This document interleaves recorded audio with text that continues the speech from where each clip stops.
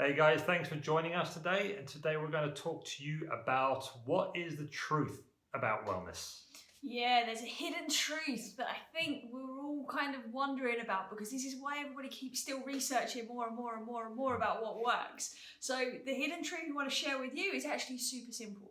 The truth is that it's supposed to be easy, right? That is the truth. Like it genuinely is supposed to be easy. And when we talk about, easiness around wellness, we're talking about the fact that it should be effortless. We shouldn't be struggling and forcing ourselves to exercise, to keep eating well, and all of these different things. It's supposed to be effortless. You're supposed to actually enjoy it, right? So when we're talking about wellness as well, we're talking about not just being fit, right? We're talking about being healthy. We're talking about having an abundance of confidence and self-belief and being sure and being certain of where it is you're going, and just embracing life and having an abundance of energy. That's what we're really talking about when we're talking about the key of wellness.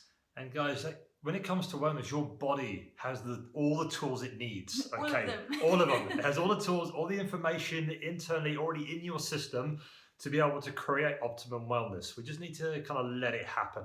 Okay, your body's a very complex system. There's over 50 trillion cells within your body. That is a crazy amount. And all these cells are working together to optimize your health and your wellness. But you need to let them do it. Okay, and your body knows what to do. You don't need to do anything. You just need to provide it the environment to do that. So think about that. Think about your body as a car. Okay, so your car will send off signals if there's something wrong with it or something about to happen. You know those little lights on the dashboard that come up? So check your oil, check your engine, problems with your brakes, all those lights come up when something's kind of going wrong. And if you ignore them, what do you think is going to happen? Things get progressively worse, and eventually your car's just going to shut down and not going to work anymore. And exactly the same happens with your body. Your body will send you signals to tell you that there's kind of something not quite right there, whether it be pain, it be discomfort, it be tension, or be negative thoughts. It tells you what is right. Yeah, it's unserving emotions, but these things will tell you that, okay, you need to pay attention. And then it tells you what's right by you feeling energetic, you feeling great, you've got obviously an abundance of positive emotions, of energy, of love, of joy. So you've got these two contrasts, and your body's sending you these signals all the time. The problem is that we don't listen. And when we don't listen, this is when these problems arise. And that's when we kind of make it hard for ourselves, right? Your body is like the best chemist and pharmacist that exists, right? It can create a lot of different cocktails of what our body actually needs. We just have to get out of its way, right? Just like John said, we have to create that internal environment. And to stay on his car analogy, it's our job to basically keep the car on track, keep ourselves going in the right direction, and the right direction is wherever it is you're aiming for, right? And when you do that, you're staying focused, you're not driving yourself off into a ditch and getting super unhealthy. You're actually just staying true to where it is you're going, and paying attention. That's all you have to do, is pay attention. Be aware. That's one of the things that makes it easy. But we're going to share with you kind of how to make it easy very, very shortly. Definitely. But the question first is why isn't it easy? Or why do most of us believe that trying to stay fit and healthy and kind of just have that wellness is not that easy? And Charlotte said it a minute ago, and one of the kind of simplest things to think about is we make it hard for ourselves. Okay, we get in our own way, which is why we start believing that these things are just not easy anymore. Yeah, definitely. One of the reasons why it's not always easy as well is because we have some trust issues, let's say. So we basically learn to trust others more than trust ourselves about our own bodies, right? And about our own well-being. We tend to lack our own ability to get well or to understand what's going on. Therefore, we seek out specialists, and it's okay to seek out specialists. But what we're saying here, if this kind of trust balance is out of balance, we are not then able to fully grasp and understand what's going on to allow yourself to have that trust in the first place by yourself. We're going to dig into that a little bit deeper as we go through this episode. But essentially, the more we trust others, we tend to trust ourselves less. And this could be a doctor, a nutritionist, a physio, a friend, right? We will trust a friend to tell us if we're okay or not. right? We receive many messages just on Instagram, for example, saying, I'm experiencing this, and this. Am I okay? It's like, well, I don't know anything about you. Exactly. we can't diagnose anybody anyway. That's not what we do. But the fact that they're reaching out to a stranger to ask such questions, it just, again, highlights lack of trust in themselves and more trust in complete strangers than there are in, what essentially they should have as a healthy relationship within themselves. Does that make sense? That does make sense. Good. Good. And obviously, kind of following on from that, one of the other reasons that most people think it's hard or think it's not easy, kind of focus on these areas or to kind of stay well, is that we tell ourselves a very similar story every time that we try to do something. And I've heard this, countless times over my kind of 2 decades in the industry with clients. It's too hard. But it's just a common one I hear all the time. Oh, I've tried, but it's too hard. Or I've tried this, but it's too hard. But it's too hard to do this. And it's just a very common kind of thing that comes up a lot. And these are the stories that we tell ourselves all the time. It's a learned mentality. You weren't born thinking, oh, it's too hard to do anything. Okay, you learn this as you grow up. And the more you hear it and the more you experience it, guess what? You start believing that, yes, it's too hard to be fit. It's too hard to be healthy. It's too hard to think positive.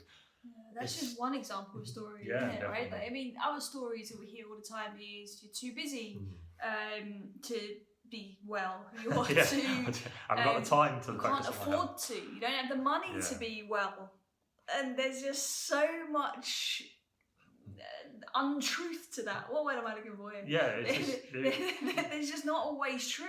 Right? You don't have to have loads of money to be well. You don't have to have all the time in the world to be well. Right? That's what we're saying. Like, these stories, just they add this overlay of barrier to what it is you're actually trying to achieve, and that is what's standing in the way of you and your wellness potentially. Definitely. So one of the other things that I think is why people don't find it so easy is because, and I think you may have heard this before, is we've got so used to instant gratification. We've got so used to needing this quick feedback, quick response. And we see this in everyday things, like on social media, people liking posts and all that like drama. Then you've also got things like, and we always talk about like when you have the internet.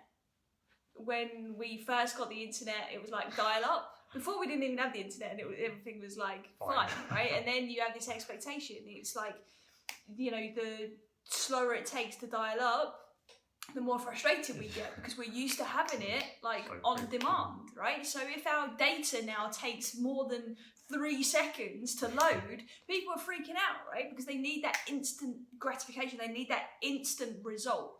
But we're seeing those kind of behaviors translate over into wellness now.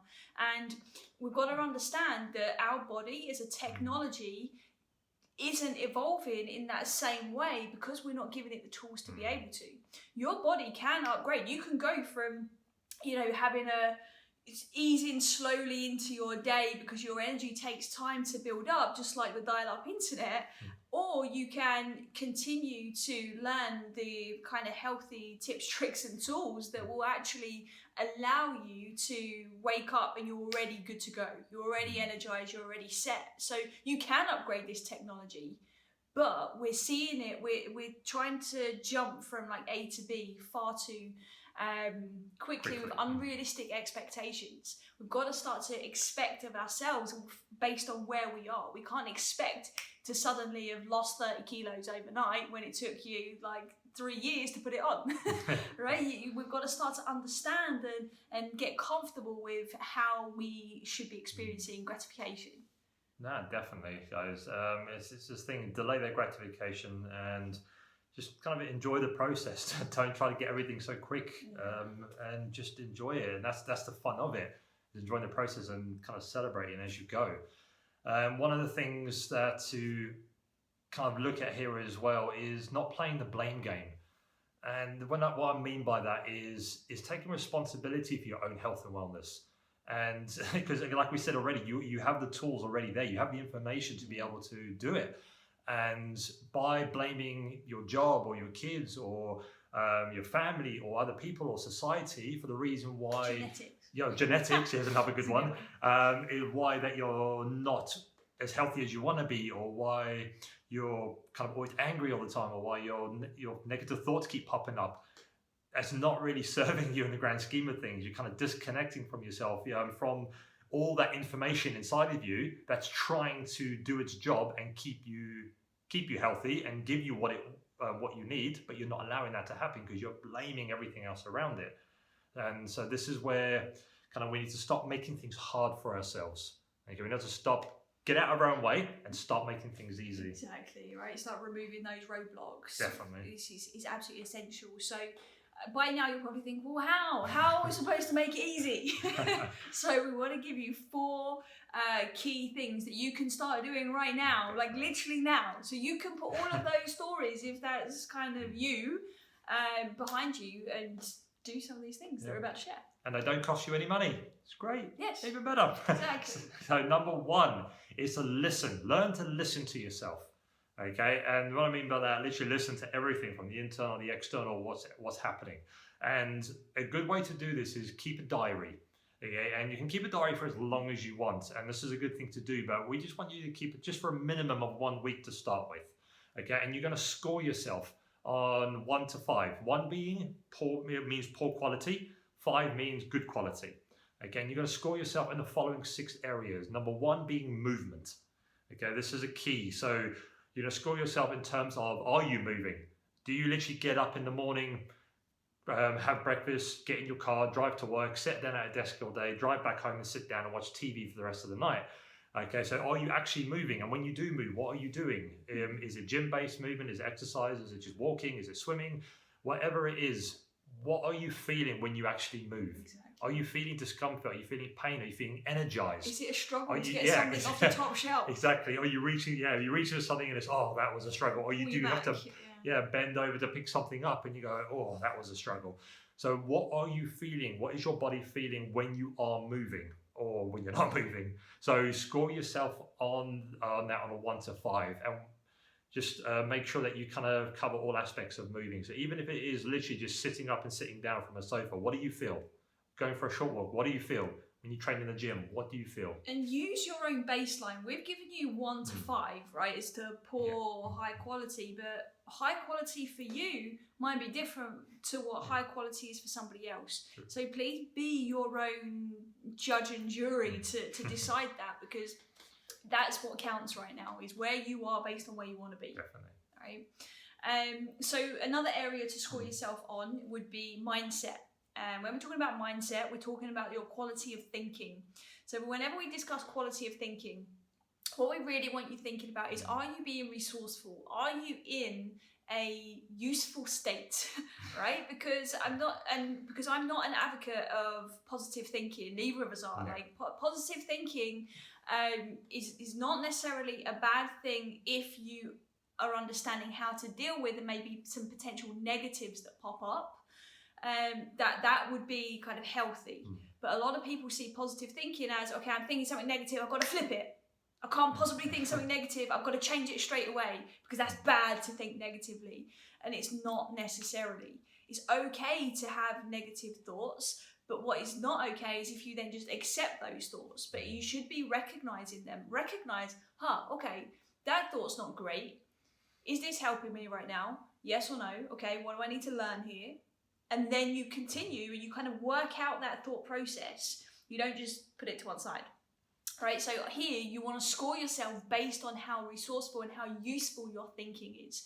Because the more useful your thinking is, the more healthy you're going to be overall in your entire world, right? Your wellness is going to go through the roof when you start to think from a helpful positioning. So the key here is checking in. What is that inner dialogue? What's going on in there? And potentially how is that portrayed in your life as well in terms of behaviours? Nice, good. And kind of moving on to the area 3 is about your responses to food and drink. Okay, and this is quite a big one I found with a lot of clients, is they complain a lot of obviously bloatedness and tiredness and fatigue and all these sort of things going on, but they don't really not really aware of actually what they're eating. That could be a reason why that's happening. So it's keeping score of how your body responds to food. And what I mean by that is you'll do this throughout the day. So when you eat something, is within that first hour is how do you feel? Okay, once you on that first hour, do you feel energized after what you ate? Do you feel like I'm feeling a bit tired, feeling a bit lethargic, I want to have a nap? Or or do you feel bloated? Do you feel discomfort or pain in your stomach? So all these feelings are responses that these foods are having within your body, and drink. So by kind of just being aware of how your body responds, because remember, just because someone says something is healthy for you doesn't mean it's going to be healthy for everyone. Okay, there's no generic healthy foods. So what's healthy for one person might have a kind of an adverse response or a negative response to someone else. So by understanding and kind of really scoring yourself and looking into the types of foods that you're eating and what effect or response they're having on your body, you get a better understanding of what's happening to yourself. Basically, so you don't need to ask these questions as why am I bloated, why am I this, because which diet should I do? Which diet should I do, because you know which food your body's going to respond better to, because it's telling you by giving you those signals. So score yourself 1 to 5 again, 5 would be like, I feel energized, I feel great, nothing's happened at all, I just feel my energy is consistent, I'm keeping going. A 1 would be, I feel like my stomach's just grown like 5 inches, I feel gassy, I feel bloated, I feel like I want to go and sleep for about 3 or 4 hours. Okay, so just see how you feel on that and score yourself, and just kind of be a bit specific as well and tie in the feeling to the types of foods that you're eating. Awesome. So the next one to score yourself on in terms of area is your emotional status. And what I mean by that is, are you crazy overwhelmed and stressed and your cup is full and you're going to explode at any moment? Or are you cool as a cucumber? Are you okay with whatever's going on around you? Your emotions don't waver too much. Are you somebody that is really taking the extra effort to teach your system how to create these elevated emotions for yourself?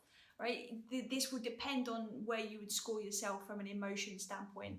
If you're very, very new to this and you're only just starting to explore your emotional self, then at this point, in terms of like keeping a diary, just note down what are the emotions you're feeling, right? What are they? Just get used to tuning in and being like, okay, well, how do I feel right now?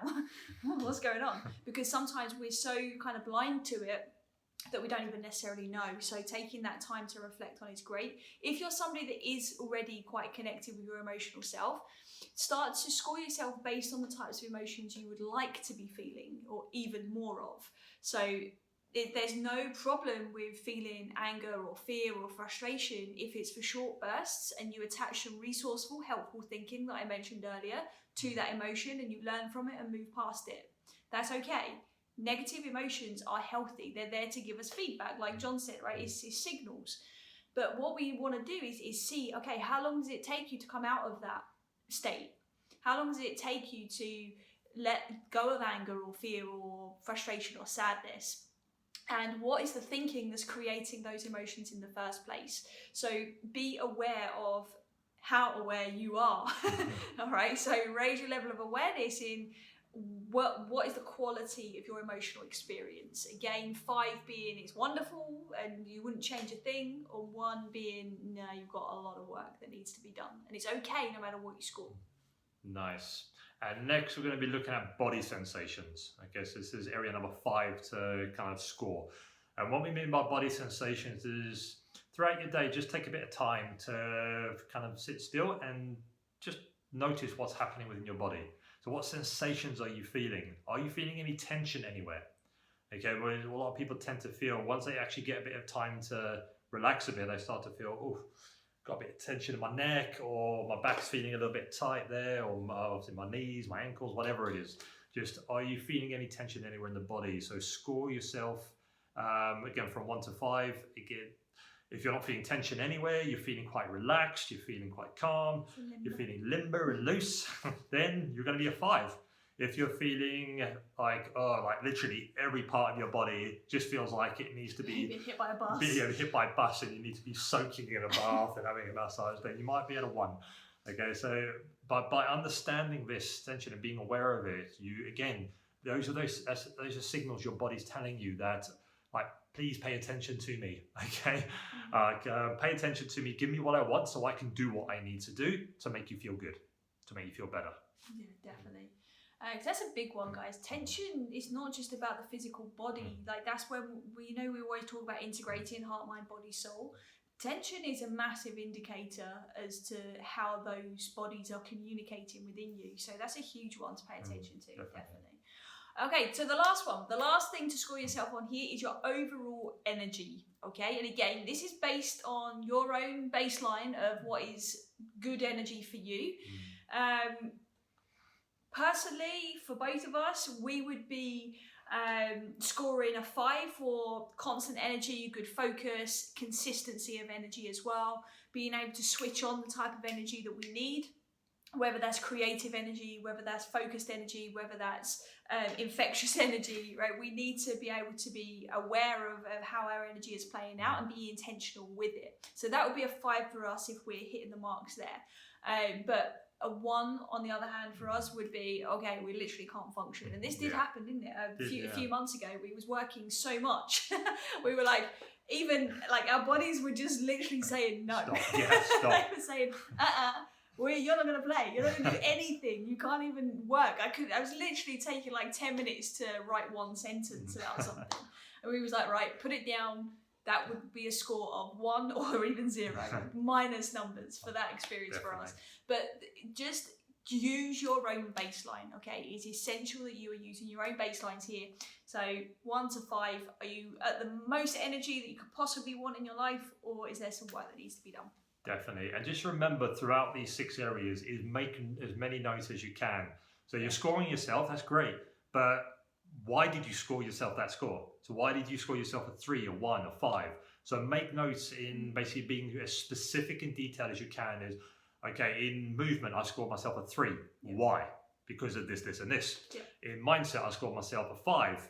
Why? Because of this, this, and this. So just make as many notes as you can, because obviously this is something that as you do again and again, you can reflect back on and see again those improvements and see how things are.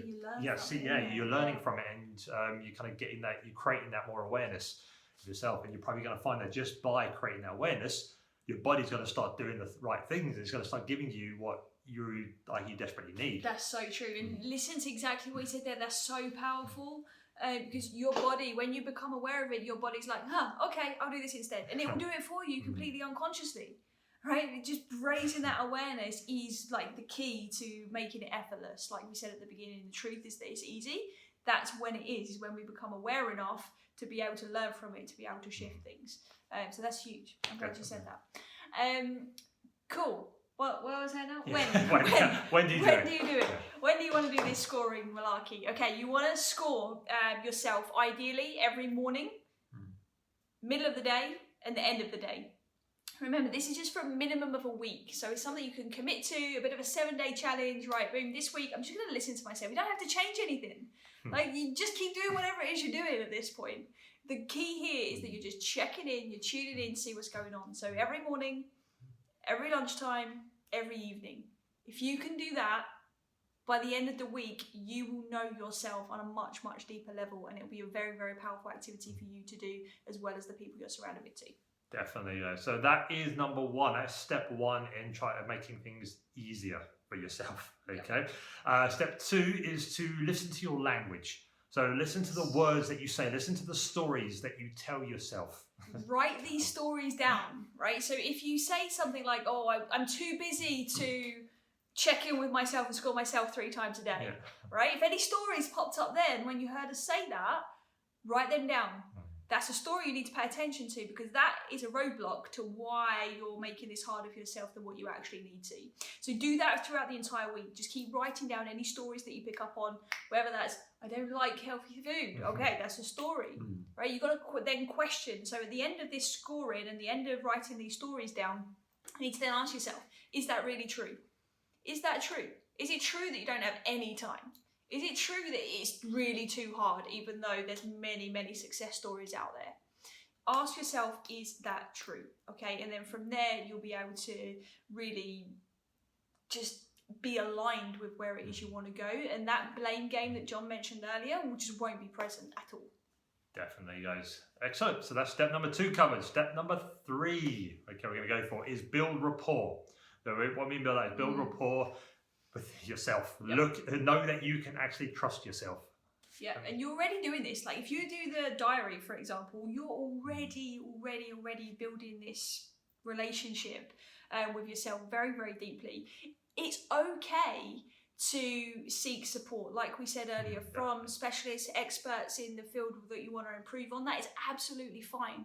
But what we're suggesting to you here is know yourself first. Before you walk through the door, have a very clear understanding as to what you're asking your physio, your doctor, your nutritionist, your trainer. Be sure about where you're coming from in the first place. Don't blindly walk in there and kind of expect them to know and be able to kind of diagnose or do whatever it is they're going to do with you. Like without that information, because the more information they have, the better they can help you. Not only that, is you can make your own decisions. You build that rapport, you build that trust within yourself. Do you remember we said earlier that one of the biggest reasons why people make it hard for themselves is because they trust others more than they trust themselves? You will be the only person that will know your body in that kind of deepest way. You are the only one that can possibly know everything you've experienced. And even if you don't know of it consciously, subconsciously, this information is inside your body. Like John said, 50 trillion cells are storing this information that your body knows. So the more you can tune into that, the more you can trust yourself, so that when you do go and see a specialist, you can then make an educated decision, if that makes sense, based on what you're experiencing. Right? So the idea here is you don't make any rash decisions straight away. If you go and see a physio and they tell you need surgery tomorrow, or you go and see a nutritionist and they cut your calories in half, right? You need to already have this profound understanding of yourself, so that you can then just rationalize it, and you can actually now start to say, okay, yeah, that's aligned with what I'm experiencing. I'm confident wholeheartedly that this is the right direction for me. That's what we're looking for when we're talking about building rapport. Definitely, guys. And just to kind of give you a bit of perspective on that, I've had quite a few clients in the past who have come to me after obviously taking advice from kind of a professional in that field, and they regretted it after taking, whether it be having surgery or whatever they were told to do.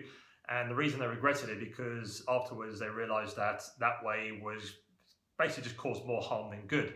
And that's no fault of the professional. It's just because my clients at the time didn't trust themselves and didn't know any better on themselves, and didn't want to kind of really question anything. So they would just blindly follow the advice of the medical professional they were following. And the fact is, the medical professional can only do so much based on what you tell them. And if you're not aware of what's going on, and you can't question them or kind of tell them what's going on, they can only provide you with the best advice possible from their own experience, without knowing problems. Which Sorry is problems. Yes. There, but yeah, it is. Yeah, it's a big problem.